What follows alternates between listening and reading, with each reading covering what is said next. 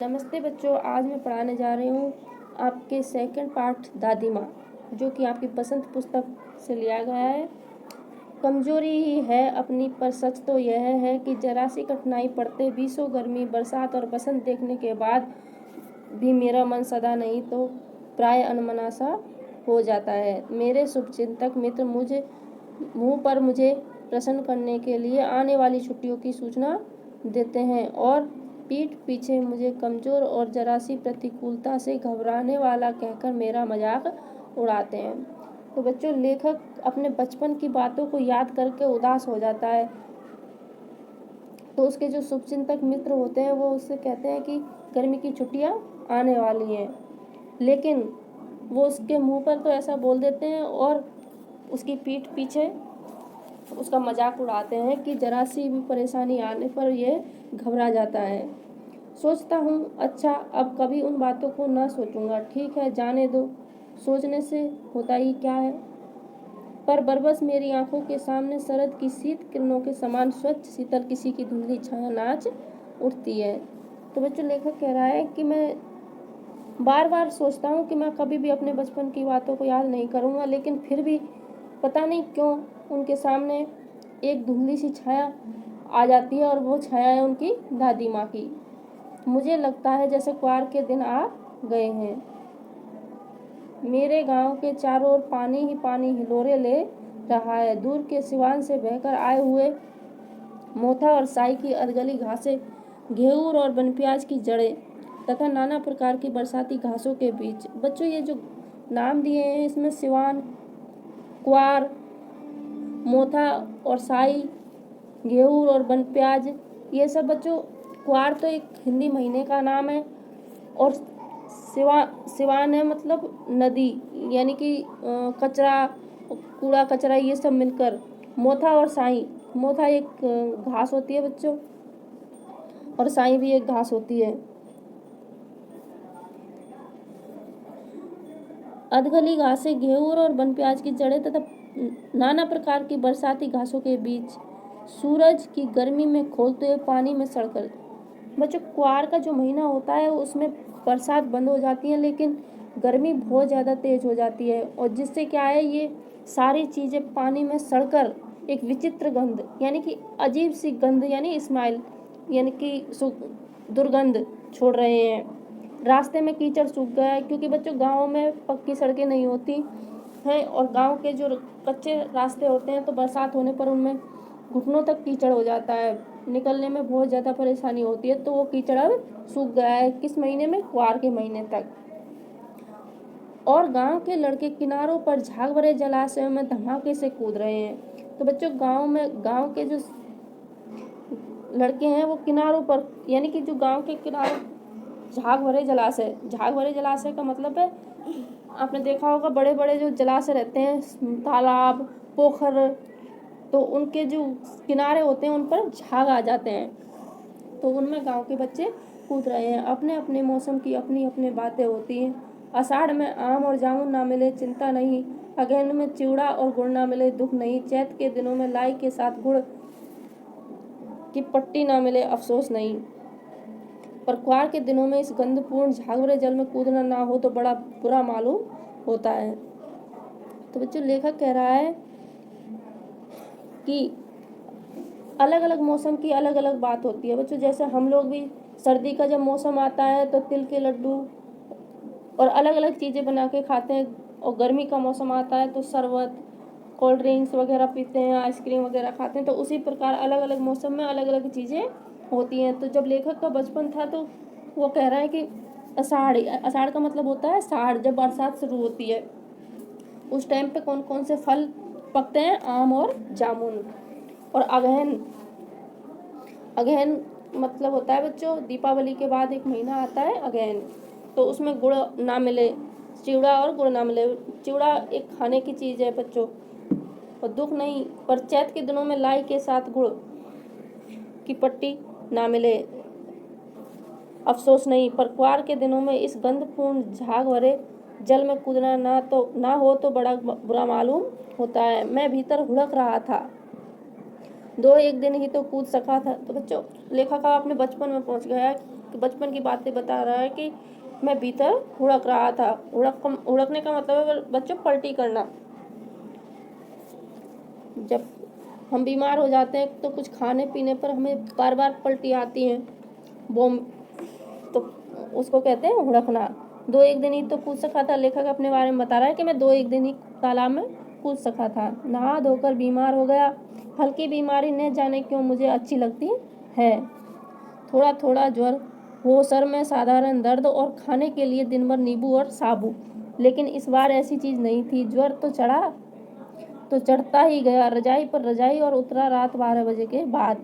यानी कि लेखक को छोटी मोटी बीमारी बच्चों अच्छी लगती थी, लेकिन इस बार उनके साथ ऐसा नहीं हुआ। इस बार उनको बहुत तेज ज्वर चढ़ा, ज्वर यानी कि बुखार, और वह चढ़ता ही गया, और वो रजाई पर रजाई ओढ़ते गए। और उतरा तो कब उतरा? रात में। और किस कारण से चढ़ा? वो चढ़ा था उनके तालाब में नहाने से। दिन में चादर लपेटे सोया था। दादी माँ आई, शायद नहाकर आई थी उसी झाग वाले जल में। पतले दुबले स्नेह सने शरीर पर सफ़ेद किनारीहीन धोती, सन से सफ़ेद बालों के सिरों पर सद्य टपके हुए जल की शीतलता। आते ही उन्होंने सर पेट छुए। बच्चों, ये अपनी दादी माँ के बारे में उन्होंने बताया है कि वो कैसी दिखती थी। उनके बाल बिल्कुल सफ़ेद थे और किनारीहीन सफ़ेद धोती पहनती थी। तो उन्होंने जब दादी माँ नहाकर आई तो उन्होंने लेखक के सर और पेट को छुआ। आंचल की गांठ खोल किसी अदृश्य शक्तिधारी के चबूतरे की मिट्टी मुंह में डाली। यानी कि अपने आंचल जो होता है जैसे पल्लू, तो उसकी गांठ खोली और किसी अदृश्य शक्तिधारी यानी कि जो दिखाई ना दे ऐसे शक्तिवान व्यक्ति की तरह चबूतरे की मिट्टी मुंह में डाली, माथे पर लगाई। दिन रात चारपाई के पास बैठी रहती। कभी पंखा जलती, कभी जलते हुए हाथ पैर कपड़े से सहलाती, सर पर दालचीनी का लेप करती और 20 बार छू छू कर ज्वर का अनुमान करती। हांडी में पानी आया कि नहीं, उसे पीपल की छाल से छोंका कि नहीं, खिचड़ी में मूंग की दाल एकदम मिल तो गई है ना, कोई बीमार के घर में सीधे बाहर से आकर तो नहीं चला गया, आदि लाखों प्रश्न पूछ पूछ कर घर वालों को परेशान कर देती। दादी माँ को गवई गांव की 50 किस्म की दवाओं के नाम याद थे। गांव में कोई बीमार होता उसके पास पहुँचती और वहाँ भी वही काम, हाथ छूना, माथा छूना, पेट छूना, फिर भूत से लेकर मलेरिया, सरसाम, निमोनिया तक का अनुमान विश्वास के साथ सुनाती। तो बच्चों, ये मलेरिया, सरसाम, निमोनिया ये सब क्या है? बीमारियां हैं। तो दादी माँ हाथ, पेट और माथा छूकर ही इन सब के बारे में बता देती थी और विश्वास के साथ और बताती थी कि इनको ये बीमारी है। महामारी और विसूचिका के दिनों में रोज सवेरे उठकर स्नान के बाद लवंग और गुड़ मिश्रित जलधार, गुंगल और धूप सफाई कोई उनसे सीख ले। दवा में देर होती, मिश्री या शहद खत्म हो जाता, चादर या गिलाफ नहीं बदले जाते तो वे जैसे पागल हो जाती। बुखार तो मुझे अब भी आता है, नौकर पानी दे जाता है, रमेश महाराज अपने मन से पकाकर खिचड़ी या साबू, डॉक्टर साहब आकर नाड़ी देख जाते हैं और कुनैन मिक्सचर की शीशी की तिताई के डर से बुखार भाग भी जाता है। पर न जाने क्यों ऐसे बुखार को बुलाने का जी नहीं होता। अब लेखक अपने वर्तमान समय के बारे में बता रहे हैं कि मुझे अब भी बुखार आता है, लेकिन अब वो बात नहीं है जैसे दादी माँ ख्याल रखती थी। अब कौन उनका ख्याल रखता है? नौकर, मेस महाराज उनके लिए खाना बना देता है और डॉक्टर साहब आकर उनकी नाड़ी देख जाते हैं, यानी कि उनको बुखार को चेक कर देते हैं। और कुनैन बच्चों एक दवाई होती है जो कि मलेरिया में काम आती है, उसको देखकर वो चले जाते हैं और उन गोलियों को खाकर ही लेखक का बुखार हट जाता है। अब बच्चों, किशन भैया की शादी ठीक हुई। दादी माँ के उत्साह और आनंद का क्या कहना। दिन भर गायब रहती, सारा घर जैसे उन्होंने सर पर उठा लिया हो। पड़ोसिनें आती, बहुत बुलाने पर दादी माँ आती। बहन बुरा ना मानना, कार परोजन का घर ठहरा। एक काम अपने हाथ से ना करूँ तो होने वाला नहीं। जानने को यूँ सभी जानते थे कि दादी माँ कुछ करती नहीं, पर किसी काम में उनकी अनुपस्थिति वस्तुतः विलम्ब का कारण बन जाती। उन्हीं दिनों की बात है। एक दिन दोपहर को मैं घर लौटा। भारी निकसार में दादी माँ किसी पर बिगड़ रही थी। देखा पास के कोने में दुबकी रामी की चाची खड़ी है। सोना होगा धन्नो, रुपए मैं सूद के आज दे दे। तेरी आंख में तो शर्म है नहीं, मांगने के समय कैसी आई थी, पैरों पर नाक रगड़ती फिरी, किसी ने एक पाई भी ना दी। अब लगी है आजकल करने फसल में दूंगी, फसल में दूंगी। अब क्या तेरी खातिर दूसरी फसल कटेगी। तो बच्चों इसमें लेखक क्या देखता है कि दादी माँ किसी पर बिगड़ रही है, यानी कि गुस्सा कर रही थी। और पास में कौन बैठी थी, एक गांव की महिला जिसका नाम था दुबकी रामी, रामी की चाची। सोना होगा धन्नो, रुपए मैं सूद के आज दे दे, यानी कि इस लाइन का अर्थ है बच्चों कि यह नहीं होगा, और धन्नो उसका नाम था। और क्या मांग रही थी वो उससे, रुपए, और मैं सूद मैंने ब्याज सहित, ब्याज सहित आज ही दे दे। ये वो दादी माँ उनसे बोल रही थी। अब धन्नो दादी माँ से क्या बोलती है बच्चों, दूंगी मालकिन रामी की चाची रोती हुई दोनों हाथों से आंचल पकड़े दादी माँ के पैरों की ओर झुकी। बिटिया की शादी है, आप न दया करेंगी तो उस बेचारी का निस्तार कैसे होगा, यानी उसका विवाह कैसे होगा। हट हट, अभी नहा के आ रही हूँ। दादी माँ पीछे हट गई, मतलब धन्नो से कहते हुए पीछे हट गई कि मैं अभी नहाकर आ रही हूँ। जाने दो दादी माँ, दादी मैंने इस अप्रिय प्रसंग को हटाने की गरज से कहा, बेचारी गरीब है, दे देगी कभी। चल चल चलाए समझाने। ये सब दादी माँ ने बच्चों लेखक से कहे। मैं चुपके से आंगन की ओर चला गया। कई दिन बीत गए, मैं इस प्रसंग को एकदम भूल सा गया। एक दिन रास्ते में रामी की चाची मिली, वह दादी को पूतो फलो दूधो नहाओ का आशीर्वाद दे रही थी। मैंने पूछा क्या बात है धन्नो चाची, तो उसने विह्वल होकर कहा, उऋण हो गई बेटा। उऋण का मतलब होता है बच्चों ऋण मुक्त, यानी कि उनके पास कोई ऋण नहीं है, उनके ऊपर कोई ऋण नहीं है। भगवान भला करे हमारी मालकिन का। कल ही आई थी, पीछे का सभी रुपया छोड़ दिया, ऊपर से 10 रुपये का नोट देकर बोली, देखना धन्नो, जैसी तेरी बेटी वैसी मेरी, 10-5 के लिए हंसाई ना हो, देवता है बेटा देवता। बच्चों ये शब्द दादी माँ के लिए कहे थे उस धन्नो ने, कि दादी माँ कैसी है, देवता। उस रोज तो बहुत डांट रही थी। मैंने पूछा, अब लेखक ने उससे पूछा कि उस रोज तो बहुत डांट रही थी। वह तो बड़े लोगों का काम है बाबू, रुपया देकर डांटे भी न तो लाभ क्या। मैं मन ही मन इस तर्क पर हंसता हुआ आगे बढ़ गया। किशन के विवाह के दिनों की बात है। विवाह के 4-5 रोज पहले से ही औरतें रात भर गीत गाती हैं। बच्चों गाँव में जब विवाह होता है तो विवाह के 4-5 दिन पहले से ही रात में गाना बजाना शुरू हो जाता है।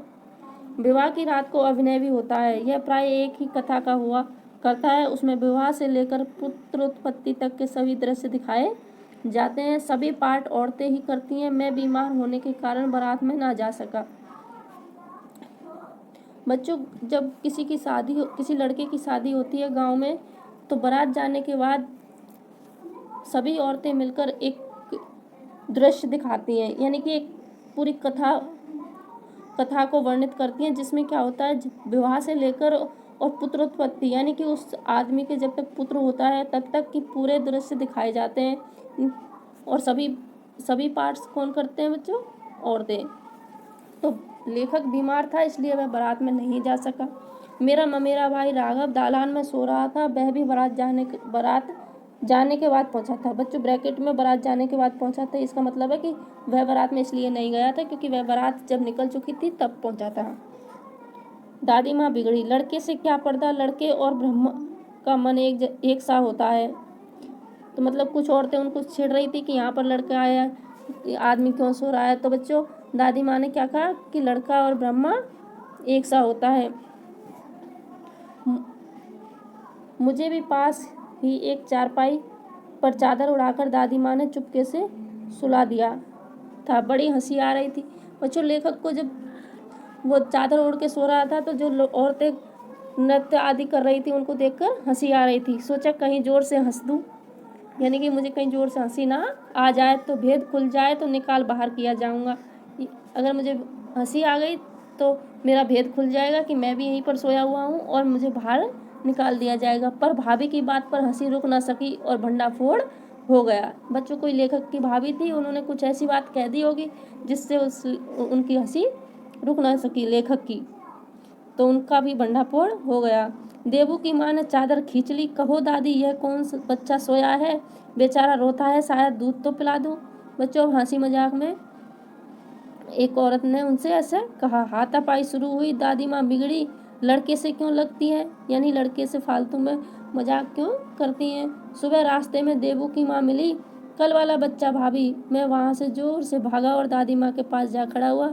वस्तुतः किसी प्रकार का अपराध हो जाने पर जब हम दादी माँ की छाया में खड़े हो जाते हैं तो अभयदान मिल जाता है। मालूम होता है परिस्थितियों का वात्या चक्र जीवन को सूखे पत्ते सा कैसा नचाता है। इसे दादी माँ खूब जानती थी। दादा की मृत्यु के बाद से ही वे बहुत उदास रहती। संसार उन्हें धोखे की टट्टी मालूम होता। दादा ने उन्हें स्वयं जो धोखा दिया। बच्चों, लेखक के जो दादाजी थे वो पहले ही गुजर गए थे, तो इसी बात को लेखक ने बताया है कि दादा ने उनको धोखा दिया। वे सदा उन्हें आगे भेजकर अपने पीछे जाने की झूठी बात कहा करते थे। दादा की मृत्यु के बाद कुकुरमुत्ते की तरह बढ़ने वाले मुंह में राम बगल में छुरी वाले दोस्तों की शुभचिंता ने स्थिति और भी डावाडोल कर दी। बच्चों, ये एक कहावत है, मुंह में राम बगल में छुरी, यानी कि बहुत से लोग ऐसे थे जो मुंह पर तो हमें हमदर्दी दिखाते, लेकिन बाद में वो हमें परेशान करने की सोचते। तो ऐसे ही लोगों ने लेखक के परिवार की स्थिति को डावाडोल कर दिया, यानी कि बिगाड़ दिया। दादा के श्राद्ध में दादी माँ के मना करने पर भी पिताजी ने जो अतुल्य संपत्ति व्यय की वह घर की तो थी नहीं। दादी माँ अक्सर उदास रहा करती। माघ के दिन थे, कड़ाके का जाड़ा पड़ रहा था। बच्चों, माघ का महीना होता है, उसमें बहुत ज़्यादा सर्दी पड़ती है। पछुआ का सन्नाटा और पाले की शीत हड्डियों में घुसी पड़ती। शाम को मैंने देखा दादी माँ गीली धोती पहने कोने वाले घर में एक संदूक पर दिया जलाए हाथ जोड़कर बैठी है। उनकी स्नेह कातर आंखों में मैंने आंसू कभी नहीं देखे थे। मैं बहुत देर तक मन मारे उनके पास बैठा रहा। उन्होंने आंखें खोली। दादी माँ, मैंने धीरे से कहा, क्या है रे, तू यहाँ क्यों बैठा है? दादी माँ, एक बात पूछूं, बताओगी ना? मैंने उनकी स्नेहपूर्ण आंखों की ओर देखा। तो बच्चों, जो उनके दादाजी थे जब गुजरे तो लेखक के पिताजी ने बहुत ज़्यादा पैसा खर्च कर दिया था उनके श्राद्ध में। तो लेखक के घर की स्थिति बहुत ही खराब हो गई थी, यानी कि पैसे भी वो कर्ज पे लिए हुए थे, तो इसलिए उनकी आर्थिक स्थिति बहुत ही ज़्यादा खराब हो गई थी। तो इससे उदास होकर दादी माँ एक कमरे में चुपचाप बैठी थी। तो लेखक ने वहाँ जाकर देखा और दादी माँ की आंखों से आंसू आ रहे थे। क्या है, पूछा। तुम रोती थी? दादी माँ मुस्कुराई। पागल, तूने अभी खाना भी नहीं खाया ना? चल चल, धोती तो बदल लो। दादी माँ, मैंने कहा, मुझे सर्दी गर्मी नहीं लगती बेटा। वैसे मुझे खींचती रसोई में ले गई। सुबह मैंने देखा चारपाई पर बैठे पिताजी और किशन भैया मन मारे कुछ सोच रहे हैं। दूसरा चारा ही क्या है, बाबू बोले, रुपया कोई देता नहीं, कितने के तो अभी पिछले भी बाकी हैं। वे रोने रोने से हो गए। यानी कि बच्चों, लेखक के जो पिताजी और उनके बड़े भाई थे वो चारपाई पर बैठे हुए पैसों की बात कर रहे थे और रोने रोने से, यानी कि बहुत ही उदास थे और ऐसा लग रहा था मानो वो रोने वाले हैं। रोता क्यों है रे? दादी माँ ने उनका माथा सहलाते हुए कहा। मैं तो अभी हूँ ही, यानी दादी माँ ने उनसे कहा कि अभी तुम रोते क्यों हो, अभी तो मैं हूँ। उन्होंने संदूक खोलकर एक चमकती सी चीज़ निकाली। तेरे दादा ने यह कंगन मुझे इसी दिन के लिए पहनाया था। उनका गला भराया, मैंने इसे पहना नहीं, इसे सहेज कर रखती आई हूँ। यह उनके वंश की निशानी है। उन्होंने आंसू पोंछकर कहा। पुराने लोग आगा पीछा सब सोच लेते थे बेटा। बच्चों, अब दादी माँ ने जब उनके परिवार के ऊपर बहुत ज़्यादा कर्जा हो गया और उनके पास पैसे नहीं रहे, तो उनके दादा ने जो कंगन दादी माँ को दिए थे वो निकाल कर अपने बेटे को दे दिए और कहा कि पुराने लोग, यानी पहले के लोग, आगा पीछा सब सोचकर काम करते थे। सचमुच मुझे दादी माँ साफ भ्रष्ट देवी सी लगी। धुंधली छाया विलीन हो गई। मैंने देखा दिन काफी चढ़ाया है। पास के लंबे खजूर के पेड़ से उड़कर एक कौवा अपनी घिनौनी काली पांखें फैलाकर मेरी खिड़की पर बैठ गया। हाथ में अब भी किशन भैया का पत्र कांप रहा है। काली चींटियों सी कतारें धूमिल हो रही हैं। आंखों पर विश्वास नहीं होता। मन बार बार अपने से ही पूछ बैठता, क्या सचमुच दादी माँ नहीं रही। तो बच्चों, लेखक के हाथ में जो पत्र है उसमें लिखा है कि दादी माँ गुजर गई हैं। तो उसी को याद करते हुए लेखक अपनी दादी माँ के बारे में सोच रहा है और उनको यकीन नहीं हो रहा है कि अब मेरी दादी माँ अब इस दुनिया में नहीं रही। धन्यवाद बच्चों।